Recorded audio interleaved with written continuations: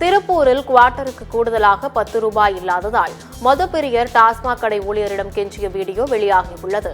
திருப்பூர் மாவட்டம் பெருமாநல்லூர் வாரசந்தைக்கு எதிரே டாஸ்மாக் கடை அமைந்துள்ளது.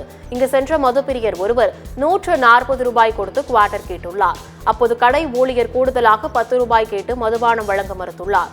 கூடுதலாக 10 ரூபாய் தன்னிடம் இல்லை, பிறகு வரும்போது தருகிறேன் என மதுப்பிரியர் கெஞ்சிய போதும் டாஸ்மாக் கடை ஊழியர் மதுபானம் வழங்கவில்லை. இதற்கிடையே 40 ரூபாய் வரை மதுபானங்களுக்கு கூடுதல் விலை வைத்திருப்பதாக மதுப்பிரியர்கள் குற்றம் சாட்டியுள்ளனர். 140 ரூபா அசல விடணும், அப்புறமேல் 10 ரூபா வந்துடுறேன். என்கிட்ட 150 ரூபா தான் அசலே. அண்ணா நான் ரெகுலராக தானே வாங்குறேன். வராதுங்க, ரெகுலராக வராதுங்க. வேறு கடைக்கு போய் பாருங்க, அப்போ தான் தெரியும் நம்ம ரெகுலர் பண்ணி. நான் ரெகுலராக வாங்குறேன். நான் வந்து சாயந்தரம் வந்தால் கூட தரேன். பார்த்தா தான் தெரியும் என்ன தெரியும் உங்களுக்கு.